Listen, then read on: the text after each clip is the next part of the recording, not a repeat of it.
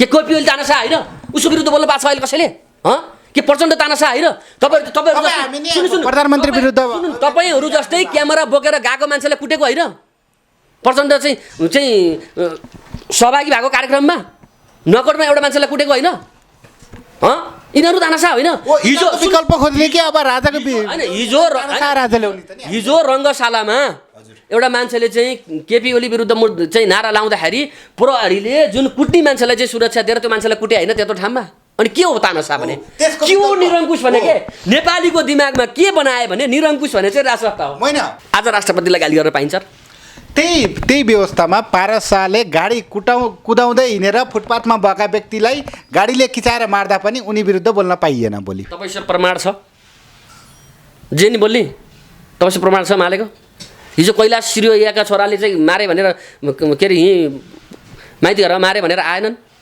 हिजो आज नेताका छोराहरू राजकुमारहरू सुनबोकेर हिँडिरहेको समाचारहरू तपाईँले सुन्नु भएको छैन हिजो प्रकाश दाहाल कस्ता थिए तपाईँले देख्नु भएन आज शेरबहादुर देउबाको छोराको त्यो 24 वर्ष केटोको नाममा अर्बौँको सम्पत्ति छ कहाँ आयो तपाईँले देख्नु भएको छैन यस्ता वाहियात कुरामा जुन भ्रम सिर्जना त्यो कुरामा पछि लाग्ने तपाईँहरू जस्तो मान्छे तपाईँहरूले यो कुरो बुझ्नुपर्छ भाइ तपाईँहरूले भ्रम बेच्ने होइन तपाईँ एउटा जिम्मेवार मान्छे हो तपाईँहरूले भ्रम बेच्नु हुँदैन तपाईँले यथार्थलाई ल्याइदिने काम गर्नुपर्छ कुरो बुझ्नुभयो भनेपछि यी सबै आरोपहरू खारेज गर्न चाहनुहुन्छ कुनै सबै घटनामा मैले त्यो सबै हुँदै नभएका कुराहरू पनि केही कुराहरू भए केही कुराहरू हुँदाखेरि त्यो तिललाई पहाड बनाइयो क्या घटना नभएका होइन भए अनि त्यो दुर्घटना भन्ने कुरो जानेर कसैले पनि यो दुर्घटना कसरी पूर्व युवराज पारस शाहलाई विदेशबाट ड्रग्स सहित समातेर जेल हालिएको होइन यसलाई चाहिँ तपाईँले अब मसँग प्रमाण माग्नुहुन्छ म प्रमाण दिउँ 84 को चुनावमा के होला यो केपी ओलीलाई गाली गरेपछि अर्कोलाई आउला भन्ने मलाई के लाग्छ नि 84 को चुनावै हुँदैन किन हुँदैन किन कारण 84 सम्म केही न केही उथुल पुथुल हुन्छ अब यो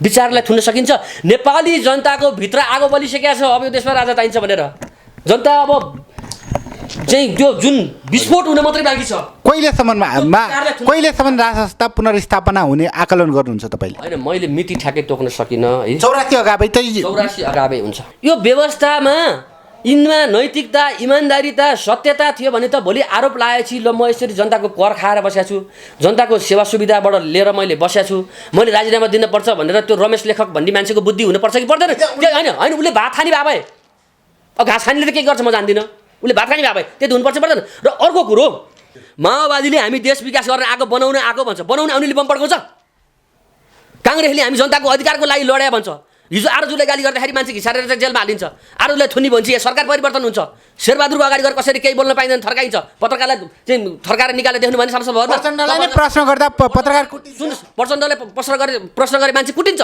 यो देश भनेको दलीय सिन्डिकेटमा चलेको देश हो क्या सुन्नु भएन सिन्डिकेट भनेको कस्तो भने यस्ता ग्रुप त यहाँ टोले गुण्डाहरूको पनि छन् नि ती टोले गुण्डाहरूले आफ्नो क्षेत्रमा त्यहाँ गएर कसैले केही गरे तल खुकुरी हान्छ भनेर हान्न आउँदैन यी राजनीतिक दलहरू त्यस्तै हुन् यी अपराधी जत्था हुने तर सामान्य जनताको लागि केही पनि परिवर्तन भएन अधिकार पाएन जनता झन् चुसिए हो त्यो अवस्था हुँदाखेरि जनताले अब राज संस्था चाहेका छन् ती मान्छेहरू त्यहाँ भेला भए त्यो सङ्गठित फोर्स थिएन यदि त्यो सङ्गठित सुन्नुहोस् यदि त्यो सङ्गठित र चाहिँ प्रशिक्षित फोर्स थियो भने यो ठाउँमा रगतको खोलो बग्न सक्थ्यो कुरो बुझ्नुभयो तपाईँले यहाँको राजनीतिक दलका पार्टीहरूको चाहिँ हरकत हेर्नु भएको छ यिनले कति चाहिँ रेलिङ तोडे कति ठाउँमा आगोजानी गरे कति ठाउँमा चाहिँ आगो लगाए कति तोडफोड गरे कति ठाउँमा बम पड्काए कति बैंक लुटे प्लेन अपहरण गरे थाहा छ यो त फेरि आरोप तपाईँहरूमाथि पनि भाटभटिनी लुटेको छ नि आरोप त यो त झुटा आरोप हो भाटभटिनी लुटे तपाईँहरूमाथि नभन्नुहोस् है यो त्यहाँ भाटभटिनीमा नेपाली काङ्ग्रेसका महामन्त्रीका छोरा फेला परे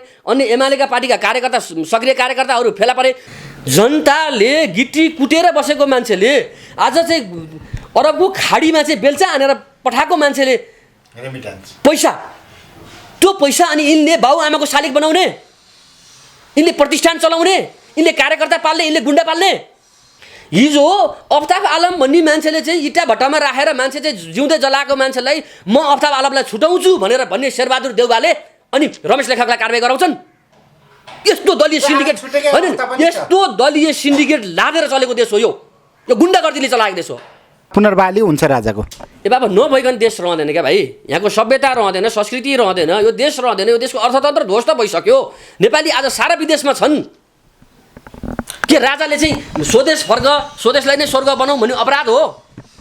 यही देशमा चाहिँ कल कारखाना हिजो चाहिँ महेन्द्रले खोल्दै के त्यो अपराध हो? अब मेरो व्यक्तिगत विचारमा भन्ने हो भने चाहिँ यो देशमा निरङ्कुश राजा चाहिन्छ, लात्ताले हानेर काम लाउने। नेपाली धेरै छाडा भए, जे पनि बोल्ने, जे पनि गर्ने, जे भन्दै नि भएको छ यहाँ। एउटा पार्टीको राज्यले ठेक्न सक्छ, एउटा किन ठेक्न सक्दैन? फेरि भोलि फेरि दोस्रो जनयुद्ध आउँदैन। चीन चले छैन, रुस चले छैन, उत्तर कोरिया चले छैन, इरान चले छैन। कस्तो जनयुद्ध? इराकै अरबका देशहरू चले छैनन्, ती देशहरू विकास भएको छैनन्। छाडा हुनु मात्रै चाहिँ विकास हुनु हो? तपाईँले के लाएर हेर्नुहोस्, हिजो काङ्ग्रेसको पनि इतिहास रगतमा लतपतिएको छ। यिनी 17 सालमा मान्छे मारेर आउन्, हिजो राजालाई बम हानेर आउन्, हिजो यहाँको प्लेन अपहरण गरेर आउन् हो। हिजो एमालेको इतिहास हेर्नुहोस्, त्यहाँ पनि रगत लतपतिएको छ होइन, त्यहाँ पनि रगत लतपतिएको छ। माओवादीको इतिहास हेर्नुहोस्, त्यहाँ पनि रगत लतपतिएको छ। त कसको रगत लतपतिएको छ त? नेपालीको। नमस्कार साथीहरू, आज हामीसँग समसामयिक राजनीतिक विषय घटनाक्रमका विषयमा कुरा गर्न हुनुहुन्छ राजनीतिक अभियन्ता। सर, स्वागत छ तपाईँलाई। धन्यवाद। पछिल्लो राजावादी आन्दोलनलाई चाहिँ तपाईँको कसरी हेर्नु भएको छ? 1 चैत फागुन 7 गते राजाले चाहिँ सम्बोधन गरे, अब समय आयो हामीलाई साथ दिनुहोस् भनेर। त्यसपछि उनको पोखरा फिर्तीमा चाहिँ ठुलो मानिसहरूको जनसागर उनलाई फिर्तीको लागि उनलाई चाहिँ नारायण के अरे एयरपोर्टबाट निर्मल निवाससम्म ठुलो मानिसको लहर देखियो। त्यसपछि चैत 15 गते चाहिँ ठुलो आन्दोलनकै रूपमा कमान्डर समेत तोकेर राजाले नै त्यो संयोजक तोकेर नवराज सुवेदीलाई यो अपुष्ट समाचार भनिरहेको छु मैले। अब राजाले चाहिँ तोकेको होइन भन्ने समाचारहरू पनि आएका छन् र तोकेकै हो नवराज सुवेदीलाई कमान्डर वा संयोजक भन्ने पनि कुरा आइरहेछ। त्यसपछि चाहिँ ठुलो आन्दोलन भएको थियो, त्यहाँ हिंसात्मक भयो घटना हिंसात्मक भएपछि आन्दोलन तितरबितर भयो र लगतै घटनाहरू कसरी सिर्जित भयो भन्दाखेरि राजेन्द्र लिङ्गदेनले कमान्ड सम्हालेथे, तर बर्खाको कारण देखाउँदै आन्दोलनलाई चाहिँ तुगाए भनेर चाहिँ आरोप लाग्ने गरेको छ। यसलाई चाहिँ समग्रमा तपाईँले मूल्याङ्कन चाहिँ कसरी गर्नुहुन्छ? अब यस्तो यो मूल्याङ्कन गर्ने भन्दा पनि मेरो बुझाइ चाहिँ के हो भने, जुन नेपालमा अहिलेको भइरहेको चलिरहेको व्यवस्था छ, यो व्यवस्थाप्रति जनताहरू असन्तुष्ट छन्।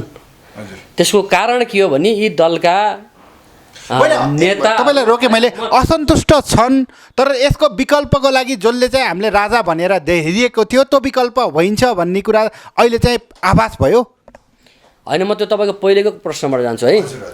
यो राजावादी आन्दोलन भन्ने एउटा राष्ट्रवादी आन्दोलन थियो। किनभने देश अहिले तपाईँले हेर्नुहोस्, एउटा आर्थिक रूपमा यहाँको संस्कृति, सभ्यता, मूल्य, मान्यता होइन, यहाँका सामाजिक आचरणहरू देश भ्रष्टाचारको दलदलमा फस्दै गइरहेछ। हाम्रो राष्ट्रिय सुरक्षाका कुराहरूमा धेरै चुनौतीहरू खडा भइरहेछ होइन। अब ऊर्जा सङ्कट आउँछ, यस्तै विश्वको चाहिँ ध्रुवीकरण हुँदै गयो भने ऊर्जा सङ्कट पनि आउँछ, किनभने हामी ऊर्जामा टोटल्ली चाहिँ 100% परनिर्भर छौँ। हो यस्तो अवस्थामा रहेको हाम्रो देशलाई यहाँ के गरियो भने 62-63 साल ताका एउटा भाष्य खडा गरियो।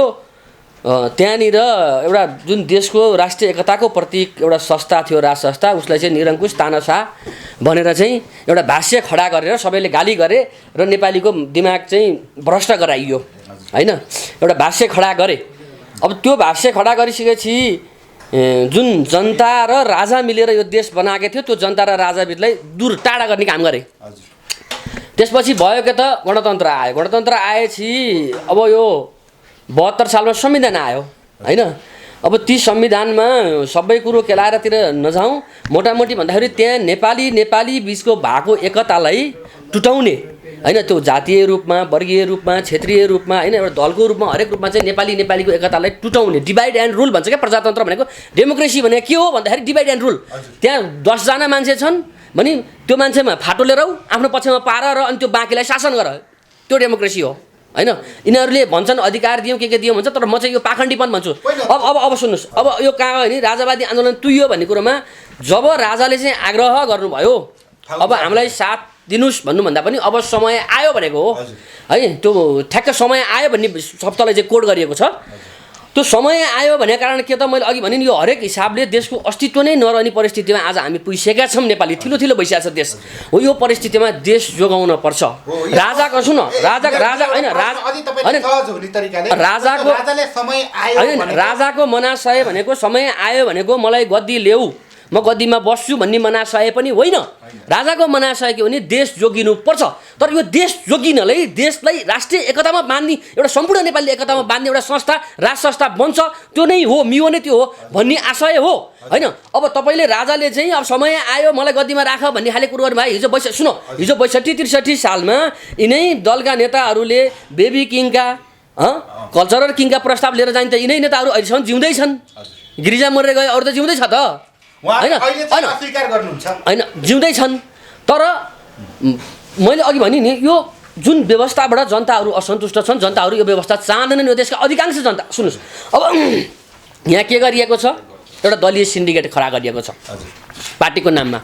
तपाईँलाई एउटा पार्टीमा लागेको मान्छेले मैले कुनै पार्टीको सदस्यता बोकेँ भने मैले त्यो पार्टीको नेतृत्वले गलत गरे पनि मैले टुलु हेरेर बस्नुपर्ने अथवा मैले केही बोल्न नपाउने त्यो अवस्था वडा स्तरदेखि नै छ होइन। म चाहिँ दलीय सिन्डिकेट भन्छु क्या, त्यसलाई संरचना भन्दिनँ सिन्डिकेट भन्छु है म चाहिँ। हो त्यो दलीय सिन्डिकेटले गर्दाखेरि देश ठिलो भइसकेको छ। अब मेरो मुख्य प्रश्न चाहिँ के थियो भन्दाखेरि सर मेरो प्रश्न चाहिँ जोगाउन पर्छ भन्ने नागरिकहरू राजाको स्वागतमा त्यहाँ गए। अब त्यस पछाडि एउटा जुन अभियान चलाइरहेका दुर्गा प्रसाई हिजोदेखि राजाको माग गरिरहेका रापरपा नेपाल लगायतका धेरै सङ्घ संस्थाहरू अलिकति चाहिँ अब सक्रिय भए भनौँ न सक्रिय भए। त्यो अवस्थामा 15 गतेको जुन चैत 15 गतेको कुरो तपाईँले गर्नुभएको छ। चैत 15 गतेको कुरो के थियो भने त्यहाँ आन्दोलन घोषणा गर्ने कार्यक्रम थियो। अब राज संस्था पुनर्स्थापन गर्नको निम्ति चरणबद्ध आन्दोलन गर्ने भद्र अवज्ञा गर्ने आन्दोलनको घोषणा गर्ने कार्यक्रम थियो। अब त्यो घोषणा गर्ने कार्यक्रममा राष्ट्रिय गान बजिरहँदाखेरि असुर ग्यास चल्यो, गोली चल्यो, के चल्यो त्यो सबैले देखेको कुरो हो। त्यसमा म गइनँ अब होइन। त्यो सबैले देखिसकेको कुरो मैले व्याख्या गर्न चाहिँदैन त्यसलाई। अब भने होइन राज्यले बनायो त्यो हिंसात्मक भयो भन्दा पनि त्यत्रो मान्छे धेरै मान्छे जम्मा भएको ठाउँमा त्यहाँ गएर कसैले गोली हान्छ असुर ग्यास हान्छ भने मान्छेले प्रतिकार गर्छन् त्यसको रियाक्ट हुन्छ घटना भइसक्यो। घटनापछि सिर्जित वातावरणहरू त्यसपछि सिर्जित वा घटेको घटनाहरूलाई चाहिँ मूल्याङ्कन गर्नुहोस् भने जस्तो यो भयो कि एउटा मेरो मुख्य प्रश्न चाहिँ के थियो कहाँ थियो भन्दाखेरि जस्तो राजा बोलेनन् राजाले बोलेपछि त हामी 48 घण्टामा 24 घण्टामा सरकारलाई लगेर गद्दीमा राख्छौँ भनेर अभियन्ताहरूले भन्थे। फागुन 7 गते समय आयो भनेर राजाले बोलिसके पश्चात त्यसपछि राजावादीहरूले सिर्जित गरेको त्यो आन्दोलन लगायतका अवज्ञा जुन भन्नुभयो होइन ती सबैले देखियो नि त। राजा बोले पनि त केही हुँदो रहेछ भन्ने होइन। यो अहिले नेपालको मुद्दा मलाई के लाग्छ भने यो एउटा भूराजनीतिक मुद्दा बनिसकेको छ। हिजो यहाँबाट राज संस्था फाल्ने बेलामा पनि नेपाली ल्याएका होइनन् होइन। मैले चाहिँ यसलाई कसरी बुझ्छु भने मैले अलिकति पछाडिबाट व्याख्या गर्न चाहेँ। राजा ल्याउने पनि नेपालीले भएनन् भन्ने हो क्या मेरो प्रश्न त। राजाले समय आइसक्यो भन्दा पनि त्यसलाई व्याख्या गर्न दिनु नि तपाईँलाई म बुझाइदिन्छु क्या। तपाईँले बुझ्ने गरी भनिदिन्छु म है। यो कस्तो भने मैले नेपालमा भएका क्रान्तिहरू परिवर्तनहरूमा मैले नेपालीको बलबुताले गरेको दुईटालाई मान्छु क्रान्ति है। यिनले परिवर्तन भन्छन् होइन। यहाँ के देखाउँछ भने 7 सालमा 46 सालमा 62-63 सालमा परिवर्तन भयो भन्छन् तर त्यो सम्झौता थियो है। यो कुरो बुझ्नुहोस् तपाईँले। हिजो 7 सालमा पनि भारतले चाहिँ हाम्रो मान्छेलाई पनि सरकारमा लैजान् त भनेर राणालाई आग्रह गरे भएर सम्झौतामा आएको हो। त्यही बेलामा यिनले त गणतन्त्र भन्ने खाले मान्छे थिए होइन। हिजो राजा चाहिँ त्रिभुवन चाहिँ प्रजातन्त्रवादी भएर त्रिभुवनले प्रजातन्त्रको लागि लडेको हो। यी दलको मात्रै हैसियतले आएको पनि होइन। भारतले हाम्रो मान्छे चाहिँ सरकारमा लैदिए भने भएर एउटा सम्झौता भएर काङ्ग्रेस र राणा मिलेर सरकार चलाओ। 7 सालको कुरो। 46 सालमा पनि सम्झौतै भयो होइन। चाक्सीबारीमा आएर एकजना भारतीयले भाषण गरेपछि यहाँ आन्दोलन सुरु भयो। अब 62-63 सालको कुरो सबैलाई सँगै छ। माओवादीले कहाँ बसेर चाहिँ सङ्घर्ष चलायो, कहाँ बसेर नेपाली मार्यो, के गर्यो सबैलाई सङ्घर्ष भन्नु परेन। त्यो पनि एउटा सम्झौतामै टुङ्गिएको हो। राजा र तत्कालीन 8 दलबिच 5 बुँदे सम्झौतामा टुङ्गिएको सम्झौता हो है। अब होइन एउटा कुरो अब हामीले बुझ्नुपर्ने कुरो चाहिँ यो देशमा परिवर्तन ठुला परिवर्तन दुईचोटि भए मेरो बुझाइमा चाहिँ। एउटा पृथ्वीनारायण शाहले देश एकीकरण गर्नुभयो। एउटा राजा महेन्द्रले यो देशलाई आर्थिक रूपमा चाहिँ परिवर्तन गरे होइन। परिवर्तन भनेको कुरो के त त्यो विध्वंसात्मक पनि हुन्छ, भत्काउनु पनि परिवर्तन हो। आज यहाँ भइरहेको यो घर भत्काइदिएर यहाँ चाहिँ उजाड बन्ने त्यो पनि परिवर्तन हो नि त, तर त्यो चाहिँ ध्वंसात्मक परिवर्तन भयो। तर देशलाई राम्रो हुने त गर्ने तरिकाले चाहिँ देशलाई चाहिँ सही बाटोमा लाने तरिकाले गरेका परिवर्तन चाहिँ दुईवटा परिवर्तन, एउटा पृथ्वीनारायण शाहले गरे, एउटा राजा महेन्द्रले गरे। महेन्द्रले आर्थिक क्रान्ति गरे, राजा चाहिँ बडा महाराज धीराज पृथ्वीनारायण शाहले चाहिँ देश जोड्ने क्रान्ति गरे होइन। त्योभन्दा अरू भनेको यी भाडामा परिचालित जत्था जुन दल भनिन्छ यहाँ, यी भाडामा परिचालित जत्थाले इन्डो पश्चिमाको कलो खाएर यो नेपाली मार्ने काम भन्दा अरू गरेको मैले देख्दिनँ। अब यिनले अधिकारको कुरो गर्छन्, हामीले अधिकार दियौँ भन्छन् है। हिजो यिनले अधिकार दिएको अधिकारलाई हिजो एउटा क्यामेरा बोकेर तपाईँ जस्तै क्यामेरा बोकेर हिँड्ने पत्रकारलाई समातेर थुनिदिन्छ है, यहाँ बोल्न पाइँदैन।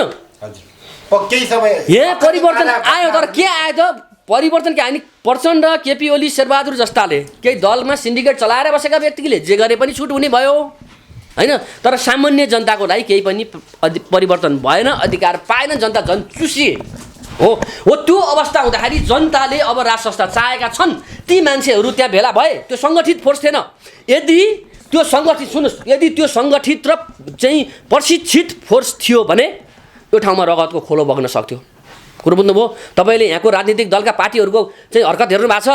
यिनले कति चाहिँ रेलिङ तोडे, कति ठाउँमा आगोजानी गरे, कति ठाउँमा चाहिँ आगो लगाए, कति तोडफोड गरे, कति ठाउँमा बम पड्काए, कति ब्याङ्क लुटे, प्लेन अपहरण गरे, थाहा छ? यो त फेरि आरोप तपाईँहरूमाथि पनि भाटभटिनी लुटेको छ नि। आरोप त यो त झुटा आरोप हो। भाटभटिनी लुटे तपाईँहरूमाथि नभन्नुहोस् है। यो त्यहाँ भाटभटिनीमा नेपाली काङ्ग्रेसका महामन्त्रीका छोरा फेला परे, अन्य एमालेका पार्टीका कार्यकर्ता, सक्रिय कार्यकर्ताहरू फेला परे। पनि संलग्न भयो होला नि, तर मुख्य कारक तपाईँहरूको आन्दोलन हो नि। जडीबुटीमा चाहिँ नेकपा माओवादीका कार्यकर्ता फेला परे। कार्यक्रमको ठाउँ कहाँ तोकिएको थियो? तिनकुने क्षेत्रलाई प्रहरीले कोटेश्वरबाट सिल गरेको छ, कोटेश्वरबाट घेरेको छ। तपाईँको यता जाऊ सिनामङ्गलपट्टिबाट घेरेको छ, यता बानेश्वर आउनुपट्टि संसद भवनपट्टि घेरेको छ। तिनतिरबाट प्रहरीले घेरेको ठाउँमा त्यहाँ आन्दोलनकारी कहाँबाट पुगे? अब उताबाट आउने ललितपुरबाट आउने मान्छेलाई बालकुमारीमा घेरेको छ। अनि राजावादीले चाहिँ के अरे भाटभटिनी लुट्यो भन्ने लाज हुँदैन? त्यहाँ परिचालित थिए। यो राज्यले सुनियोजित तरिकाले घटाएको घटना हो, राज्यले मचाएको हिंसा हो।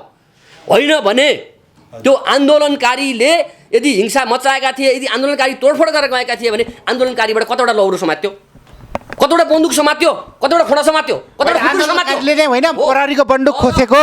त्यहाँ के भयो भने त्यहाँ त्यो दिन प्रधानमन्त्रीको निर्देशनमा छुट्टै टोली खटिया थियो, प्रहरीको गृहमन्त्रीको निर्देशनमा छुट्टै टोली खटिएका थिए।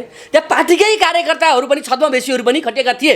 मैले अघि भने नि तपाईँलाई, जुन त्यो आन्दोलन चाहिँ सङ्गठित र सङ्कल्पित भिड थिएन क्या, त्यो आम नागरिकहरूको चाहिँ त्यहाँ गएको थिए। आम नागरिकहरू होइन, यो व्यवस्थामा चाहिँ रुष्ट भएका आम नागरिकहरू, अब हामी यो व्यवस्था चाहँदैनौँ भन्ने नागरिकहरू त्यहाँ स्वस्फूर्त रूपमा गएका थिए। यदि त्यो सङ्गठित हुन्थ्यो भने त्यहाँ ठुलो भएका थिए भने ठुलो घटना घट्थ्यो त्यहाँ। तर राज्य चाहिँ कस्तो नियतमा थियो भने त्यहाँ मान्छे मार्ने नियतमा थियो, किनभने उसले आन्दोलनकारीलाई सबैतिरबाट घेरा हालेको थियो प्रहरीले होइन। अब त्यहाँ केही नहुँदा होइन, केही नहुँदै पहिले केही नहुँदै पनि त्यहाँ असुर ग्यासहरू हानिरहेको थिएँ। म त्यही छु, म आफै त्यहाँ छु होइन। असुर ग्यासहरू हानिरहेको थिएँ। जब दुर्गा वर्षै आउन लाग्यो त्योभन्दा 10-15 मिनट अगाडिदेखि नै असुर ग्यासले पुरै तितर बनाइसकेको थियो होइन। उनीहरूले त सेटिङ गरेर पहिले 6 मान्छे राखिसकेका छन् बन्दुक लिएर होइन। अब त्यत्रो भइसकेपछि यो कुरो चाल पाइसकेपछि दुर्गा प्रसाद चाहिँ आफै गए, त्यो प्रहरीको घेरालाई तोडेर अगाडि गए होइन। त्यहाँ मार्न लागेको भनेर आरोप लगायो, तर त्यो बिस्तारै पेल्दै गएको भिडियोमा देखिन्छ, सबै ठाउँमा देखिन्छ। त्यो गए। त्यसरी गइसकेपछि त्यो भ्यानमा धेरै मान्छे भए 15जना मान्छे थियो होला। ल त्यो 15जना सुन्नुहोस् होइन, हामीले पनि विवेचना गरिरहेछौँ। हामीले चाहिँ भिडियो खिचेकै पत्रकारलाई पनि मुद्दा चलाइएको राज्यबाट। त्यही त मैले भनिरहेको छु त, 15जना मान्छे थिए। त्यो 15जना मान्छेलाई त्यत्रो घेरा हालेर बसेको प्रहरीले किन समात्न सकेन? यताबाट माइती घरबाट त्यत्रो ठुल्ठुलो आन्दोलन जाँदाखेरि पुलिस गर्छौँ, चक्काजाम गर्छौँ भनेको राप्रपाले दुर्गा प्रसाई अहिलेसम्म नछोड्दाखेरि चाहिँ ऊ मौन छ। अब यस्तो हो क्या, मैले अघि पनि तपाईँले भने यो देशमा दलीय सिन्डिकेट चल्छ क्या। एउटा प्रश्न, मेरो मुख्य प्रश्न, राप्रपाले आफूलाई राजाको पुनर्बहाली गर्ने आधिकारिक संस्था आफूलाई चाहिँ मान्छ, संसदमा नि प्रतिनिधित्व गर्छ, ऊ आधिकारिक संस्था मान्नुहुन्छ कि नै तपाईँले? त्यस्तो संस्था त माओवादीले हामी देश विकास गर्न बनाउन आएको भन्छ, बनाउन आउनेले बम पड्काउँछ। काङ्ग्रेसले हामी जनताको अधिकारको लागि लड्या भन्छ, हिजो आरोजुले गाली गर्दाखेरि मान्छे घिसारेर चाहिँ जेलमा हालिन्छ, आरोजुलाई थुनी भन्छ, या सरकार परिवर्तन हुन्छ। शेरबहादुरको अगाडि गएर कसरी केही बोल्न पाइँदैन, थर्काइन्छ, पत्रकारलाई चाहिँ थर्काएर निकालेर देख्नु भने संसद भवनमा प्रचण्डलाई नै प्रश्न गर्दा पत्रकार सुन्नुहोस्, प्रचण्डले प्रश्न गरे मान्छे कुटिन्छ। यो देश भनेको दलीय सिन्डिकेटमा चलेको देश हो क्या। सुन्नु भएन, सिन्डिकेट भनेको कस्तो भने यस्ता ग्रुप त यहाँ टोले गुन्डाहरूको पनि छन् नि। ती टोले गुन्डाहरूले आफ्नो क्षेत्रमा त्यहाँ गएर कसैले केही गरे तल कुकुरी हान्छ भनेर हान्न आउँदैन। यी राजनीतिक दलहरू त्यस्तै हुन्, यी अपराधी जत्था हुन्। यिनले देशलाई विवेचनात्मक रूपमा चाहिँ किनै नयाँ रचनात्मक कार्यक्रम ल्याउनु भन्दा पनि दलीय सिन्डिकेट लादेर लुट्ने, जनतालाई चुस्ने र यो देशको ढुकुटी रिचाउने काम भन्दा केही गरेनन्। जस्तो अहिले अब पछिल्लो समयमा किन दुर्गा प्रसाईको विषयमा बोलेनन् भन्ने कुरोमा रापरपा पनि तिनै मध्येको एउटा दल हो। ऊ पनि सिन्डिकेटै चलाएर बस्या हो। रापरपाको राजाको मुद्दा भनेको त्यो नाङ्लो पसल हो। नाङ्लो पसल हो, त्यो नाङ्लो पसल हो। त्यो नाङ्लो पसलमा थापेको। भोलि रापरपाले राजाको मुद्दा छुट्ने बित्तिकै रापरपा मुद्दा के त? रापरपाले सुन्नुहोस्, रापरपाले धर्मको र राजाको मुद्दा छोड्ने बित्तिकै रापरपा र काङ्ग्रेसमा फरक के? त्यो त केही नि रहन्छ भनेर कमल थापा फेरि पुनर्बाली भयो नि। त्यो कस्तो भने यो दलीय सिन्डिकेट छ, एउटा कुरो त्यो भयो। अब अर्को कुरो के हो भने अब दुर्गा प्रसाईको पक्षमा अहिले स्वस्फूर्त भएका नागरिकहरू धेरै आए। स्वस्फूर्त भएका नागरिकहरू है, मैले भनेको कुरो बुझ्नुहोस्, पार्टीमा दलमा आबद्ध भएका मान्छे त त्यो दलीय सिन्डिकेटभन्दा बाहिर निस्किनै सक्दैन होइन। तिनीहरू त नेपाली नै होइन, कोही काङ्ग्रेस, कोही एमाले, कोही माओवादी, कोही रापरपा, कोही रासपा, के हो, तिनीहरू नेपाली बन्नै सक्दैन होइन। जो नेपाली थिए नि, कुनै पनि पार्टीमा आबद्ध नभएका मान्छे थिए, त्यस्ता मान्छे चाहिँ दुर्गा प्रसाईका पछि थिए क्या अहिले हो। ती मान्छेहरूलाई तितर बितर बनाउने खेल भयो। मान्छेमा, जनतामा चाहिँ अब देशलाई राजा चाहिन्छ भन्ने त्यो भावना भित्रबाटै आइसकेको छ। तर यी छद्मवेशीहरूले कुनै न कुनै बाहनामा खेल गराउने होइन, यस्ता यिनले निकाल्छन् क्या यस्ता हरकतहरू होइन। यिनले यस्ता फन्डाहरू गरिरहन्छन्, त्यो गरेर जनतालाई चाहिँ जिल्ल्याउन खोजेका हो होइन। तर नेपाली जनताले बुझिसकेका छन्, नेपाली जनता अब जिल्लिने छैनन्। अब तपाईँले भन्नु खोज्नुभयो यत्रो दिन दुर्गा प्रसाईलाई थुन्यो, अहिलेसम्म चाहिँ अब राजावादी आन्दोलन सिद्धियो भन्नु खोज्नुभयो होला। तर त्यो होइन। त्यो किनभने जब शून्य समय हुन्छ नि, टकरावको परिस्थिति आउँछ, उसले पनि बल प्रयोग गर्छ, उसले पनि बल प्रयोग गर्दा उसले आफ्नो सबै चाहिँ भनौँ न बल बुद्धि अर्थ सबै लाउला भनौँ न, साम दाम दण्ड भेट सबै अप्नाउला होइन। तर यो शून्य समय भने यो शान्त समय भने चाहिँ शक्ति सञ्चय गर्ने समय हो क्या। यो समय भने अहिले शक्ति सञ्चयमा जुटिरहेका छन्, लाग्ने मान्छे लागिरहेका छन् होइन। यो आउँछ, फर्केर आउँछ, अलिकति पछाडि धकेल दिए हो। त्यो भएको आन्दोलनमा त्यहाँ भएका नेतृत्व गर्ने मान्छेहरूले राम्रोसँग व्यवस्थापन नगर्नु र उनीहरूको चाहिँ यो रणनीतिक फेल भन्छु म चाहिँ, रणनीतिक रूपमा असफल हुनुले केही समयको लागि यो ढकालिएको हो। तर यो एजेन्डा सिद्धिया त होइन नि त। पुनर्बाली हुन्छ राजाको। ए बाबा नभइकन देश रहँदैन क्या भाइ। यहाँको सभ्यता रहँदैन, संस्कृति रहँदैन, यो देश रहँदैन, यो देशको अर्थतन्त्र ध्वस्त भइसक्यो। नेपाली आज सारा विदेशमा छन्। के राजाले चाहिँ स्वदेश फर्क, स्वदेशलाई नै स्वर्ग बनाऊ भन्ने अपराध हो? यही देशमा चाहिँ कल कारखाना हिजो चाहिँ महेन्द्रले खोल्दै के त्यो अपराध हो? भनेको सुधारिएको गणतन्त्र भन्छन् नि विकल्पमा। फेरि यी राजनीतिक दलले सुधारे भने के? नेताहरूको चरित्र खराब भयो नि। अब सक्षम नेताहरू, स्वस्थ नेताहरू त्यो होला नि त। होइन भने यस्तो क्या, तपाईँको सुधारिया भनेको त तपाईँले एउटा सिंह ल्याएर पाल्नुभयो, अथवा एउटा बाघ ल्याएर पाल्नुभयो, एउटा हुँडार ल्याएर पाल्नुभयो, एउटा फ्याउरो स्याल ल्याएर पाल्नुभयो भने मांसाहारी जीव ल्याएर पाल्नुभयो। त्यसले तपाईँले सुधारेर 5 दिनसम्म धोइ पखाली गरेर राख्नुभयो होला, त्यसले एक दिन त तपाईँलाई नै टोक्छ, त्यसले त झम्टिन्छ नै। यिनका चरित्र त्यस्तै हो। यिनका जुन चरित्रमा यिनी आएका छन्, जुन इतिहासबाट यिनीहरू आएका छन् नि होइन। तपाईँले के लाएर हेर्नुहोस्, हिजो काङ्ग्रेसको पनि इतिहास रगतमा लतपतिएको छ। यिनी 17 सालमा मान्छे मारेर आउन्, हिजो राजालाई बम हानेर आउन्, हिजो यहाँको प्लेन अपहरण गरेर आउन् हो। हिजो एमालेको इतिहास हेर्नुहोस्, त्यहाँ पनि रगत लतपतिएको छ होइन, त्यहाँ पनि रगत लतपतिएको छ। माओवादीको इतिहास हेर्नुहोस्, त्यहाँ पनि रगत लतपतिएको छ। त कसको रगत लतपतिएको छ त? नेपालीको। मर्ने त नेपाली थियो नि त हो। त्यसकारण त्यो रगतमा विश्वास गर्नेले जनतालाई सुख दिँदैनन्। यिनले आफ्नो सत्ता जोगाउनको लागि, आफू शक्तिमा बसिरहनको लागि यिनले अर्को पनि मार्न सक्छन्। तर यिनले विकास गर्ने, नेपालीलाई जोड्ने, एकता गर्ने काम यिनले कहिले पनि गर्दैनन्, गर्न सक्दैनन्। त्यस कारणले यो देशमा राष्ट्रिय एकताको प्रतीक सबै नेपालीले सर्वमान्य हुने चाहिँ राष्ट्र संस्था आवश्यक छ भन्ने मेरो चाहिँ बुझाइ। कस्तो प्रकृतिको? अब मेरो व्यक्तिगत विचारमा भन्ने हो भने चाहिँ यो देशमा निरङ्कुश राजा चाहिन्छ, लात्ताले हानेर काम लाउने। नेपाली धेरै छाडा भए, जे पनि बोल्ने, जे पनि गर्ने, जे भन्दै नै भएको छ यहाँ। एउटा पार्टीको राज्यले सक्छ, एउटा किन थ्याक्न सक्दैन? फेरि भोलि के चीन चले फेरि होइन? होइन। फेरि दोस्रो जनयुद्ध आउँदैन? चीन चले होइन, रुस चले होइन, उत्तर कोरिया चले होइन, इरान चले छैन। कस्तो जनयुद्ध? इराकै अरबका देशहरू चले छैनन्, ती देशहरू विकास भएको छैनन्। छाडा हुनु मात्रै चाहिँ विकास हुनु हो। अब फेरि मनपर्ने गरेर पाउनु पुरानो के हो? गणतन्त्र भने के हो? अधिकार गणतन्त्र भने के हो?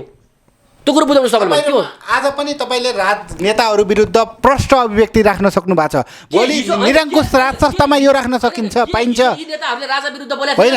अहिले पनि के तपाईँले कुनै पनि प्रधानमन्त्री विरुद्ध नारा लगाउन पाउनुहुन्छ। तपाईँले राजाको परिकल्पना गर्नुभएको छ, भोलि तपाईँले परिकल्पनाको राज संस्थामा राजा विरुद्ध नारा लगाउन पाइने कि नपाइने? होइन, अनुशासनमा बस्ने मान्छेलाई त्यो आवश्यकै पर्दैन क्या, होइन? तपाईँको अनुशासनमा बसेर यो देशलाई केन्द्रमा राखेर कसैले काम गर्न चाहन्छ भने त्यो राजा विरुद्ध नारा लाउन आवश्यकै छैन क्या। यो त विदेशीले नेपालीको दिमागै बुढ्दे, राजाले चाहिँ खायो, राजाले लुट्यो, खै त नारी गरेर हेर्दा त केही रहेछ त। आज एउटा पुस्ताको ज्ञानेन्द्र शाहको तपाईँले अपनत्व लिनु होला, हृदेन्द्र शाहको, पारस शाहको वंशानुगत रूपमा जाँदै गर्दाखेरि एउटा तानाशाह आएर भोलि उसले चाहिँ तानाशाह भने चाहिँ के हो? तानाशाह भने के कोपी ओली तानाशाह होइन? उसको विरुद्ध बोल्नु पाएको छ अहिले कसैले? के प्रचण्ड तानाशाह होइन? प्रधानमन्त्री विरुद्ध तपाईँहरू जस्तै क्यामेरा बोकेर गएको मान्छेलाई कुटेको होइन? प्रचण्ड चाहिँ सहभागी भएको कार्यक्रममा नगरमा एउटा मान्छेलाई कुटेको होइन? यिनीहरू तानाशाह होइन?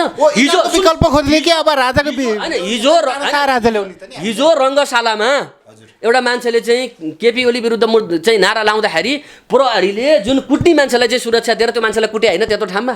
अनि के हो तानाशाह भने? के हो निरङ्कुश भने? के नेपालीको दिमागमा के बनाए भने निरङ्कुश भने चाहिँ राजसत्ता हो? होइन, तपाईँको प्रश्न चाहिँ हिजो केपी ओलीका मान्छेहरूले चाहिँ त्यो मान्छेलाई पिटे, अब हामीले राजावादीले पिट्न पाउनुपर्छ, यो हो? होइन, त्यो कदापि होइन। मेरो भनाइ के हो भने नेपालमा यी दलहरूले विभिन्न आवरणमा आएर नेपालीलाई विभाजन गरे है। मेरो भनाइ त्यो हो। किनभने कुनै पनि देश बन्नको लागि त्यहाँको राष्ट्रिय एकता सबैभन्दा महत्त्वपूर्ण कुरो हुन्छ, होइन? जस्तो एक थुकी सुकी 100 थुकी चाहिँ नदी भन्छन् नि, होइन? एक रुपियाँ जम्मा गरेर पनि ठुलो पुँजी जम्मा पार्न सकिन्छ नि। हो त्यस्तै गरी अहिले नेपालीहरूलाई चाहिँ पुरै तितर बितर बनाएको अवस्था छ, छरेको अवस्था छ है। के को नाममा त के को नाममा त अधिकारको नाममा, गणतन्त्रको नाममा, होइन? तर त्यो के गरिरहेछन् वास्तवमा भइ के रहेछ भने यिनले आफ्नो कार्यकर्ता व्यवस्थापन गर्ने भन्दा त अरू काम त गरेका छैनन्। सामान्य जनता त त्योबाट लाभान्वित भएको छैन, होइन? यिनले अब के भन्छन्, हिजो तैँले राजापालमा बोल्न पाथिनस्, राजापालमा पढ्न पाथिनस् भनिन्छ। राजाको पाला होइन, राणाको पाला पनि पढ्न पाएको थिएँ। राणाको पाला पनि 1981 मा यहाँ भक्तपुरमा एउटा स्कुल चाहिँ खुलेको थियो। भक्तपुरमा मैले हिजो मात्रै देखाएको थिएँ, होइन? के हो नाम मैले ठ्याक्कै बिर्सेँ। भक्तपुरमा राणाहरूले स्कुल खोलेका थिए। अब यिनले के भन्छन्, राजाले पढ्न दिएन। यी पद्म माध्यमिक विद्यालय भन्ने यो चाहिँ कहिले खुलेको थियो भने 1981 मा खुलेको थियो। अब राजाले पढ्न दिएनन्, राजाले पढ्न दिएनन् भन्छ, होइन? 1981 मा खुलेको स्कुल, होइन? अब के हुन्छ, अहिलेका सरकारी विद्यालयहरू, अहिलेका सरकारी कलेजहरू, विश्वविद्यालयहरूको जग कसले राखे त? 46 साल होइन, 46 सालपछि खुलेको एउटा मात्रै विश्वविद्यालयको नाम भनिदिनुहोस् त मलाई, एउटा मात्रै, धेरै भन्नु पर्दैन छैन। प्राइभेट खुले, शिक्षालाई व्यापार बनाए यिनीहरूले, स्वास्थ्यलाई व्यापार बनाए। तर 46 सालपछि खुलेको स्वास्थ्य संस्थाहरूमा सरकारी चाहिँ अस्पताल भनिदिनुहोस् त मलाई एउटा, कसले खोल्यो त? त्यसैलाई चाहिँ कसले खोलेर रहेछ त? होइन, भइरहेकालाई बनायो नि, यसलाई मान्नु न। तपाईँले त्रिभुवनले खोल्दाखेरिको त्रिभुवन विश्वविद्यालय र अहिलेको अवस्था एउटै छ, सुधार भएको छैन तिनीहरू। 46 सालपछि खुलेको एउटा चाहिँ कलकारखाना देखाइदिनुहोस् त राष्ट्रिय स्तरको। राज्यले कारखाना चलाउने होइन नि त, राज्यले त राज्य संरचना चलाउने हो। कसले चलाउने त? निजी संस्थाले। निजी संस्था भने के? निजी संस्था भने निजीकरण होइन, निजी संस्था भने होइन। तपाईँ हामीले नेपालीको पुँजी लगानी गर्ने सक्ने क्षमता छ?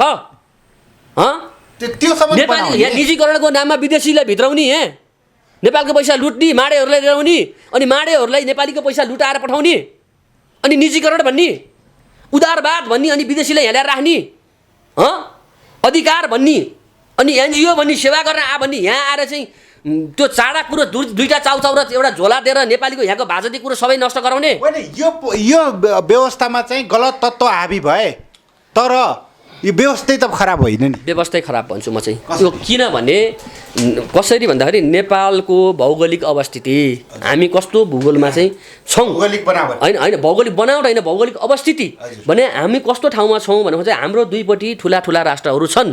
त्यो कारणले गर्दाखेरि सधैँ हाम्रो नेपालीको चाहिँ राष्ट्रिय एकता कायम हुनुपर्छ। नेपाली फुटेको अवस्थामा एउटा चाहिँ समूहलाई प्रयोग गरेर अर्कोले राज्य हटाइदिन सक्छ, एउटा कुरो है राष्ट्रको सुरक्षाको लागि। दोस्रो कुरो यहाँको भौगोलिक अवस्था, त्यसपछि गएर यहाँको चाहिँ आर्थिक अवस्था, हाम्रो आर्थिक अवस्था कस्तो छ, हामी के यत्रा ठुला संरचनाहरू, यत्रा चाहिँ सङ्घीयता के अरे यो प्रदेशहरू हामी पाल्न सक्छौँ? यत्रा नेता हामीलाई आवश्यक छ? 884 जना सांसद पालेर चाहिँ 100 जना भन्दा बढी मन्त्री पालेर होइन, पूर्व राष्ट्रपति, पूर्व उपराष्ट्रपति, पूर्व विशिष्टलाई दुनियाँलाई पालेर बस्न सक्ने नेपालीको अर्थतन्त्र छ? दोस्रो कुरो। तेस्रो कुरो, जुन यो व्यवस्थाले ल्यायो छाडापन, आज हाम्रो जुन मूल्य, मान्यता, सभ्यता, संस्कृति, परम्परा के भइरहेछ? एउटा कुरो तपाईँले के बुझ्नुहोस् भनेको, देश भनेको एउटा टेरिटोरी मात्रै होइन क्या, त्यो सीमाभित्र मात्रै होइन। देश भनेको त्यहाँभित्र भएको अर्थतन्त्र, त्यहाँको राष्ट्रिय सुरक्षा गर्ने चाहिँ सेना, त्यहाँको चाहिँ प्रहरी, त्यहाँको चाहिँ कर्मचारी, त्यहाँ भएका सभ्यता, मूल्य, मान्यता, भाषा, वेशभूषा, ती सबै कुरा हुन्।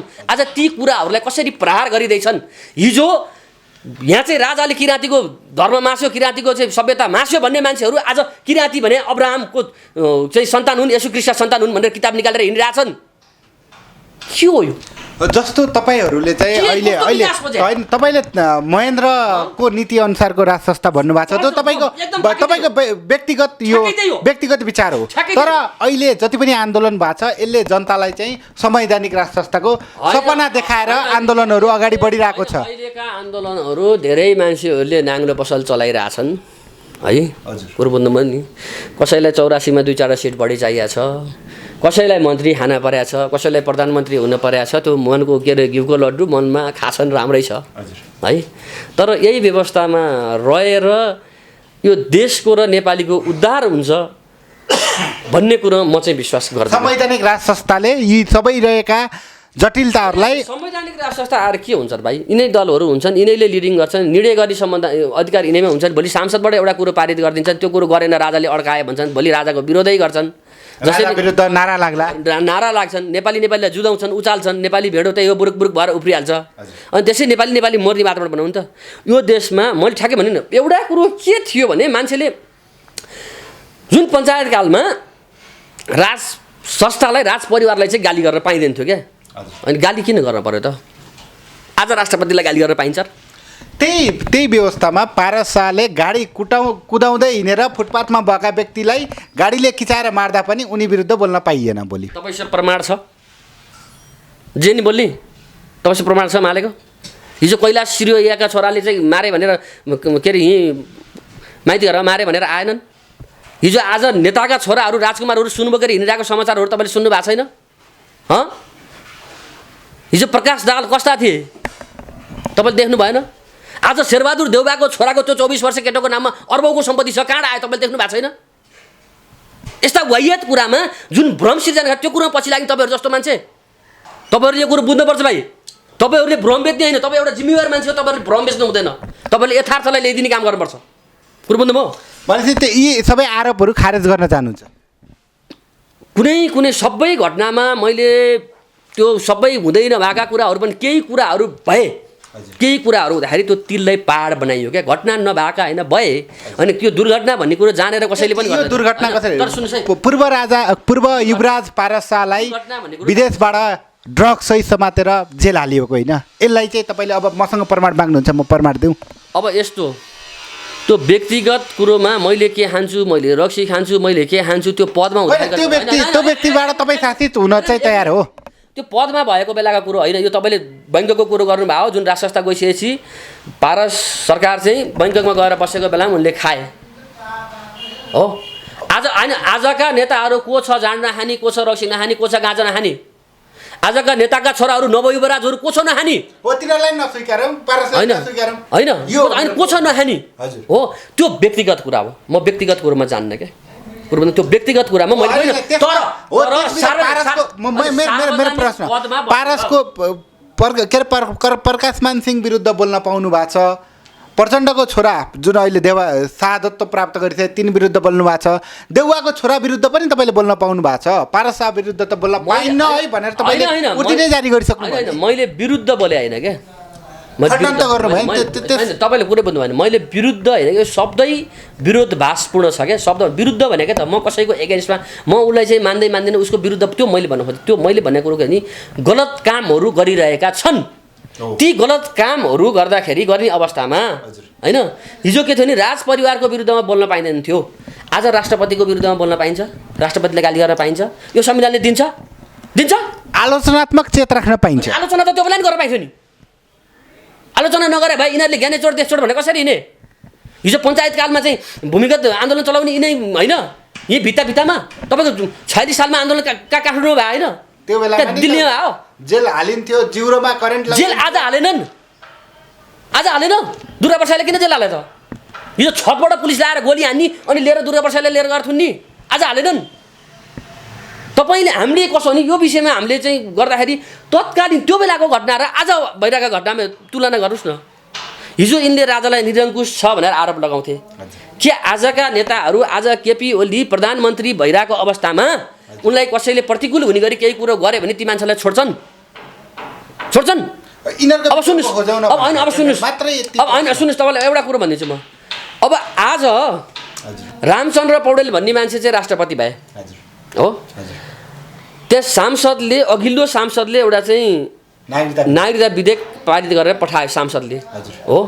अब त्यो सांसद भङ्ग भइसक्यो, त्यो सांसद गएर अर्को नयाँ सांसद आइसक्यो।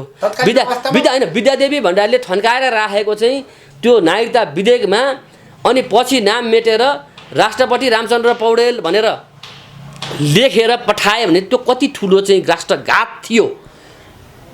त्यो शाहवंशबाट कहीँ भएको पाउनुहुन्छ के? सुन्नुहोस्, आरोपका कुरा छोडिदिनुहोस् क्या, होइन आरोपका कुरा छोडिदिनुहोस् क्या। त्यो आरोपको कुरो त आरोप त यिनले के आरोप लायो नि, अनि किन जेल नहाले त? राजा यही छ नि त, देश छोडेर गएनन्, भागेनन्। गल्ती भयो। प्रधानमन्त्री पुष्पकमल दाहाल प्रचण्डले मेरो सरकार ढालियो नत्र मलाई पूर्ण 5 वर्ष कार्यकाल चलाउन दिएको भए मैले जेल पनि हाल्थेँ भन्नुभयो। अनि यत्रो वर्षसम्म चाहिँ कसको बाबुको चाहिँ के जाति हेरेर बस्या त? यत्रो वर्ष स्थिर सरकार दिएन। यस्ता स्थिर अस्थिर सुन्नुहोस्, छोडिदिनुहोस् यस्ता कुरो, यो यस्तो कुरो छोडिदिनुहोस्, स्थिर अस्थिरका कुरा छोडिदिनुहोस्। यो व्यवस्थामा कहिले पनि थिर संस्कार हुँदैन, कहिले पनि हुँदैन। अब सुन्नुहोस्, अब यहाँ के छ भने यिनले त्यो पसल, यिनको नाङ्लो पसल चलाउने चाहिँ व्यापार चलाउने ठामै त्यो राजा बनेका छन् क्या अहिले। यदि ती राजा हुँदैन थियो भने यिनलाई जनताले लखेड्थे भाइ, यति कुरो बुझ्नुहोस्। आज राजा थिएनन् भने जनताले यिनलाई आगो लगाइसक्थे। बङ्गलादेश श्रीलङ्काको अवस्था हुने, श्रीलङ्का मैले जानिनँ, म त्यतातिर गइनँ। नेपालै बनाउँथे नेपालीले, यिनले स्विजरल्यान्ड बनाउँछु सिङ्गापुर बनाउँछु भने, तर नेपालले नेपालै बनाउँथे क्या। यस्ता जुन भाडाका अपराधी विदेशीले चाहिँ परिचालन गरेका अपराधीहरूलाई नेपालले लखेड्थे। यिनका मुकुण्डो धेरै उत्रिसकेका छ, अझै केही छद्मवेशीहरू बाँकी छन्, तिनका पनि मुकुण्डो उत्रिनेवाला छ, छिट्टै उत्रिन्छ। किनभने मैले तरो ताजा विषयमा लिएर गएँ तपाईँले अहिले भिजिट भिजा प्रकरणमा गृहमन्त्री विरुद्ध छानबिन समिति, उच्च स्तरीय छानबिन समिति गठन भएको छ। त्यो छानबिन समितिका संयोजक गृहमन्त्रीकै मर्निङ वाक पार्टनर रहेको भनेर राजपले भनेछ। यसलाई चाहिँ मूल्याङ्कन विश्लेषण चाहिँ कसरी गर्नुभएको छ? मर्निङ वाक पार्टनर पनि हो। अब जुन मान्छे पदमा बसिरहेछ होइन, गृहमन्त्री भनेर बसिरहेछन्, अब उनको मातहतमा चल्ने निकायका कर्मचारीले, सुन्नुहोस् है, उनको मातहतमा चल्ने चाहिँ कर्मचारीले, अब त्यो पनि यो देशको कर्मचारी कस्तो भने दलीय भागवण्डामा नियुक्ति गरिन्छ यो संवैधानिक निकायहरूमा, अदालतदेखि लिएर यो अख्तियार सबैतिर। अनि त्यो कर्मचारीले कारबाही गर्ला भनेर म चाहिँ विश्वास गर्दिनँ। त्यो जाडो टार्ने कुरो हो है, त्यो पानीमाथिको ओभानो भन्ने कुरो हो। जस्तो तपाईँलाई म एउटा घटना भनिदिन्छु, होइन सुन्नुहोस्, तपाईँलाई एउटा म घटना भनिदिन्छु क्या यसो उदाहरणको लागि। रवि लामिछाने भन्ने मान्छे एकचोटि गृहमन्त्री भए, उनलाई सहकारी ठगीको आरोप लाग्यो। सहकारी ठगीको आरोप लागेपछि प्रहरीको आइजिपीलाई नै बोलाएर प्रहरीको आइजिपीले नै उहाँको विषयमा चाहिँ छानबिन गर्न नपर्ने भनेर चाहिँ बोले होइन, छानबिनै गर्न नपर्ने भनेर बोल्थे। अब तिनै प्रहरीका आइजिपीले पछि त्यही मान्छेलाई समात्न लाए। यो देश कसरी चलेको छ भन्ने कुरो त्यति फरक हुन्छ हो। त्यसकारण यो दलीय सिन्डिकेटमा चलेको देश हो। होइन यहाँ आज सत्तामा हुने शक्तिमा हुनेले जे पनि गरेका छन् लुटेका छन् तपाईँको टनका टन सुनेको छ भिजिट भिसा प्रकरण बाहिर सञ्चार माध्यममा आइसके पश्चात पनि छानबिनको कुरा उठिराख्दाखेरि पनि हिजो र आज पनि अहिलेको अवस्थामा पनि मान्छेहरू ए बाबा तपाईँ सेटिङ अन्तर्गत नै गइरहेकोलाई चाहिँ कसरी यो सेटिङ अन्तर्गत गए पनि भिजिट भिसा प्रकरणमा गृहमन्त्री रमेश लेखकको नाम मुछे पनि त्यहाँ सेटिङ सबैलाई हुन्छ यो दलका शीर्ष नेताहरू सबैले खा हुन्छन् यो दलीय सिन्डिकेट चलाएको कारणै त्यही हो होइन र त्यो सबैले खाँदाखेरि भोलि कुरो खोलिँदाखेरि सबैजना निस्किँदै आउँछन् योभन्दा अगाडिका गृहमन्त्रीहरूले नि त्यसरी खाथे प्रमुख प्रतिपक्ष भएर माओवादीको मौनतालाई चाहिँ यसरी चाहिँ मूल्याङ्कन गर्न सकिन्छ यो नआइकन त किन यसरी गर्दा बुरुक बुरुक उफ्रिहाल्थ्यो नि यो सबैले खान्छन् होइन अब त्यसमा यिनले छानबिन गर्लान् कारबाही गर्लान् भन्दाखेरि यी दलहरू सबै एकै हुन् क्या यिनीहरू फरक ब्यानर र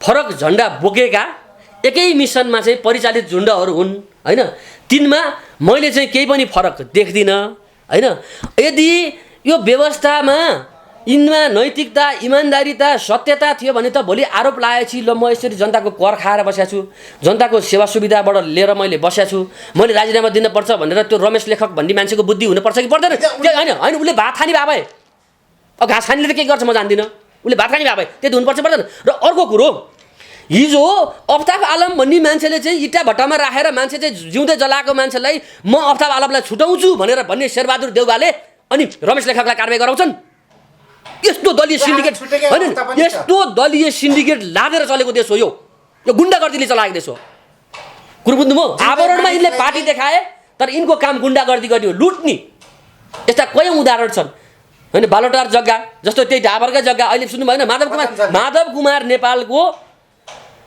चाहिँ वकालत गर्नलाई 120 जना 150 जना चाहिँ वकिलहरू लाइन लाएर गए यदि त्यही कुरो एउटा सामान्य मान्छेको हुँदाखेरि किन लाइन लाग्दैनन् वकिलहरू आज तपाईँको यहाँ पत्रकारको भेषमा बुद्धिजीवीको भेषमा तपाईँको न्यायाधीशको भेषमा वकिलको भेषमा नेताका भेषमा एनजिओको भेषमा धर्मगुरुका भेषमा सब छद्मवेशीहरूको चाहिँ बिगबिगी छ यो देशमा नेपालको यहाँको अस्तित्व सघाउन लागि परेका छन् भनेको सम्पूर्ण संरचनाहरू चाहिँ कब्जामा गइसकेका छ न्यायालय प्रहरी ब्युरो बाबा यो दलीय सिन्डिकेट भन्दा बाहिर छैन क्या यो यहाँको न्यायालयले अहिलेका दलका शीर्ष नेताहरूलाई कारबाही गर्न सक्छ यसको विकल्प बाहेक अरु के देख्नुहुन्छ अर्को कुरो यो यहाँको प्रहरी प्रशासनले अहिलेका चाहिँ दलका नेताहरूलाई पक्राउ गर्ने हैसियत राख्छ र अर्को कुरो पूर्व गृहमन्त्रीलाई अहिले हिरासतमा छन् त्योभन्दा पञ्चायतकालीन गृहमन्त्रीलाई पनि समात्यो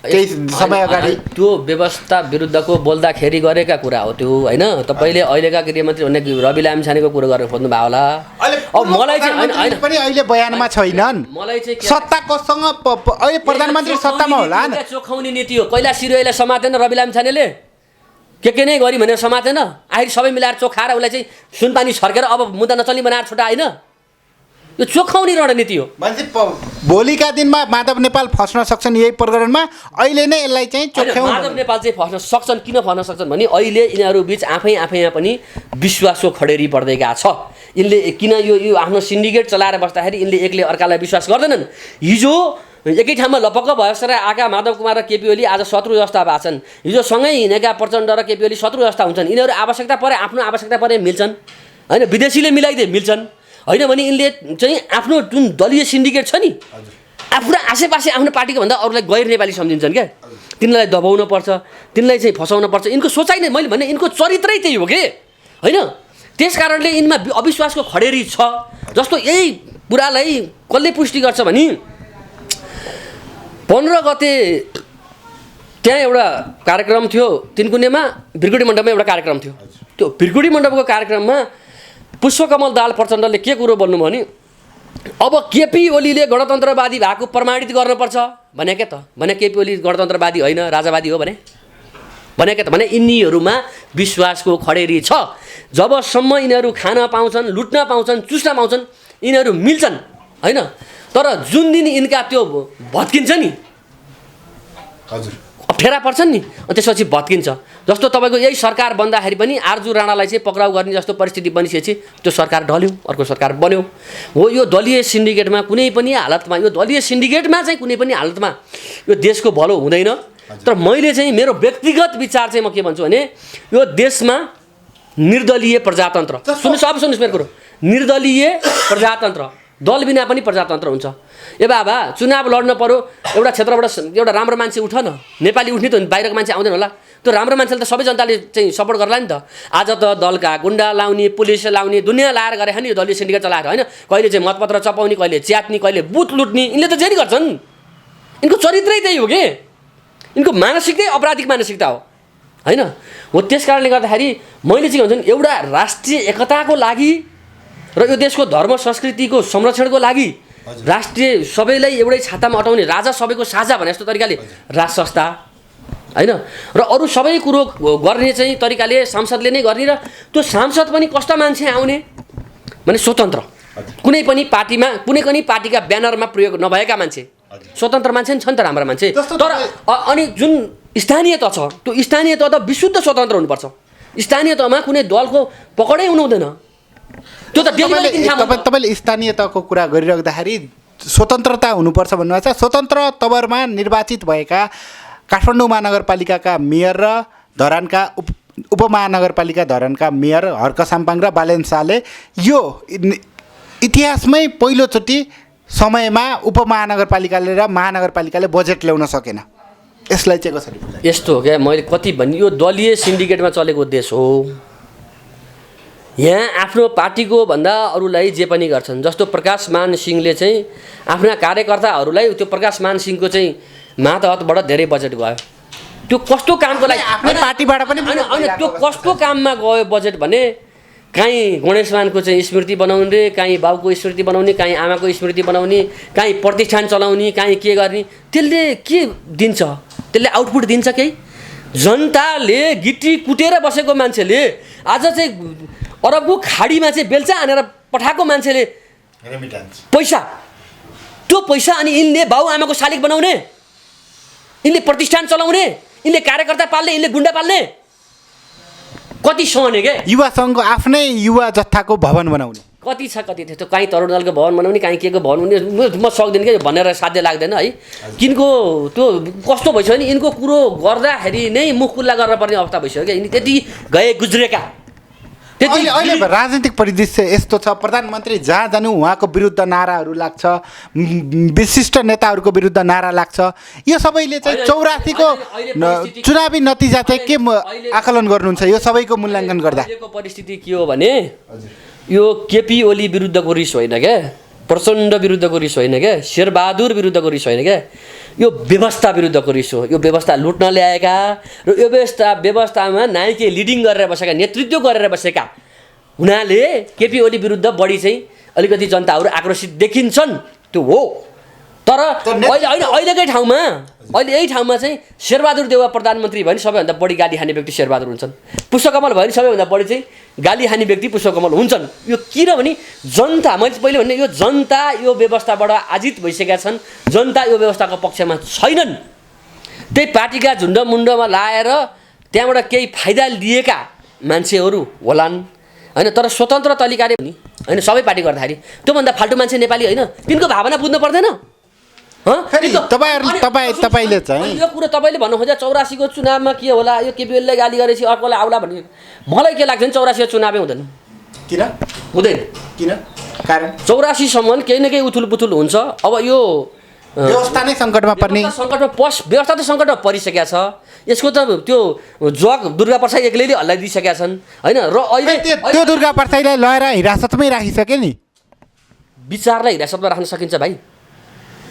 नेतृत्वकर्ता त चाहिएला नि फेरि तपाईँ त्यहाँ लगेर विचार थुन्नु होला, भौतिक शरीरलाई थुन्नु होला, उसको विचारलाई थुन्न सक्नुहुन्छ? नेतृत्व त चाहिएला नि त। नेतृत्व एउटा अनुहार चाहिएला, नेतृत्व त्यहीँ बस्यो नि नेतृत्व भइहाल्छ नि, नेतृत्व त्यहाँ बस्यो नि नेतृत्व भइहाल्यो नि। विचारलाई थुन्न सकिन्छ। नेपाली जनताको भित्र आगो बलिसकेको छ अब यो देशमा राजा चाहिन्छ भनेर। जनता अब चाहिँ त्यो जुन विस्फोट हुन मात्रै बाँकी छ। कहिलेसम्म राजसंस्था पुनर्स्थापना हुने आकलन गर्नुहुन्छ तपाईँले? होइन, मैले मिति ठ्याक्कै तोक्न सकिनँ है। 84 अगावै त 84 अगावै हुन्छ। मैले त्यही भएर 84मा चुनाव हुँदैन होला भन्ने मेरो बुझाइ हो। यसको विकल्प राजसंस्था बाहेक अन्य छैन। विकल्प राजसंस्था बाहेक अन्य छैन भन्ने कुरोमा मैले कहाँनिर चाहिँ भने यो देशको राष्ट्रिय एकता कायम गराउनको लागि विकल्प राज संस्थाभन्दा अर्को छैन। यो देशको मूल्य, मान्यता, सभ्यता, धर्म, संस्कृति, परम्परा जोगाउनको लागि राज संस्थाभन्दा अर्को विकल्प छैन। यो देशको अर्थतन्त्रलाई पुनः ट्र्याकमा लानको लागि राज संस्थाभन्दा अर्को विकल्प छैन। यो देशमा विभिन्न आवरणमा धर्मको नाममा, दलको नाममा, वर्गको नाममा, क्षेत्रको नाममा, लिङ्गको नाममा अनि विभिन्न नाममा छरिएर बसेका नेपालीलाई एक ठाउँमा ल्याउनको लागि राज संस्थाभन्दा अर्को विकल्प छैन। किन आज राष्ट्रपति काङ्ग्रेसका छन्, भोलि एमालेको होला, पर्सि माओवादीको होला, सबै तपाईँहरूलाई टेवा पुगेको चाहिँ अब पूर्व राष्ट्रपति विद्यादेवी भण्डारी पुनः राजनीतिमा फर्किनुलाई नि तपाईँहरूलाई टेवा पुग्यो हो? होइन, मैले त्यो टेवा पुगेको मान्दिनँ होइन। टेवा पुगेर नपुगेको मैले मान्दिनँ। यो जनताको बलमा हुने कुरो हो है। र अर्को कुरो के भने यो नेपालको राज संस्थाको मुद्दा भने भूराजनीतिक मुद्दा बनिसक्यो क्या। किनभने अहिले हाम्रा दुईवटा छिमेकी राष्ट्रहरू विश्वमा उदयमान शक्ति राष्ट्रहरूमा गनिँदैछन् है। ती राष्ट्रहरूमा पनि यो डिप स्टेट भन्ने हुन्छ एउटा। डिप स्टेटले खेल्छ जहाँ पनि। नेपालमा त डिप स्टेटको बिगबिगी नै छ। डिप स्टेटले नै देश चलाछ, आइएनजिओले देश चलाछ होइन। त्यो डिप स्टेटलाई चाहिँ कन्ट्रोल गर्नको लागि नेपालमा एउटा थाई शक्ति चाहिन्छ। अब आज 2 वर्ष केपी ओली प्रधानमन्त्री होलान्, 2 वर्ष शेरबहादुर प्रधानमन्त्री होलान्, 2 वर्ष पुष्पकमल प्रधानमन्त्री होलान् होइन, अथवा 2 वर्ष अर्को कोही बहादुर होलान्। त्यहाँ त के भयो, कोही पूर्वका, कोही पश्चिमका, कोही दक्षिणका काम गर्ने खेताला मात्रै भए क्या होइन। त्यस कारणले गर्दा यो देशलाई स्थायित्व कायम राखेर यो देशमा स्थायित्व हुनु, यो देश शान्ति हुनु, यो देश प्रगतिको बाटोमा जानु होइन, यो देश चाहिँ एकदम शान्त रूपमा विकसित हुँदै जानु भनेको त यो दुईवटा छिमेकीको लागि पनि फाइदाको कुरो हो क्या। त्यस कारणले अहिले यो भूराजनीतिक मुद्दा बनिसकेको छ। हिजो इन्डो पश्चिमाको चाहिँ बुइमा चढाएर इन्डो पश्चिमाले चाहिँ भुँडी बोकाएर ल्याएको यो गणतन्त्र अब जुन इन्डो पश्चिमा शक्ति चाहिँ सङ्कटमा पर्दै जाँदाखेरि यो आफैमा कमजोर बनिसकेको छ। यो कुरो नेताहरूले पनि बुझिसकेका छन्।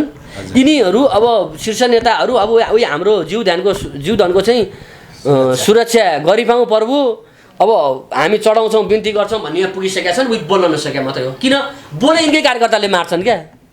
उसलाई फाइदा भइरहेछ नि त, खान पाइरहेछ होइन, गर्न पाइरहेछ, ठाउँ ठाउँमा बसेर लुट्न पाइरहेछ, ठाउँ ठाउँमा बसेर चलाइरहेछ हो। त्यस्ता मान्छेहरूले चाहिँ भड्किन्छन् भनेर मात्रै यी नेताहरू बोल्न नसकेका हुन्। मलाई जहाँसम्म लाग्छ यी शीर्ष नेताहरू नै अब देश हामीले चलाउन सक्दैनौँ, राजालाई बुझाउन पर्छ भन्ने कुरामा उहाँहरू आफै भित्री आत्मादेखि कन्भिन्स भइसक्नु भएको छ। तर त्यो भन्न नसकेका हुन्। तर एउटा कुरो के हुन्छ भने मान्छेले अरूलाई जतिसुकै ढाँट्ला आत्मा ढाँट्न सक्दैन। उहाँहरूको आत्मामा यो कुरो बसिसकेको छ। समय समाजलाई धन्यवाद। धन्यवाद।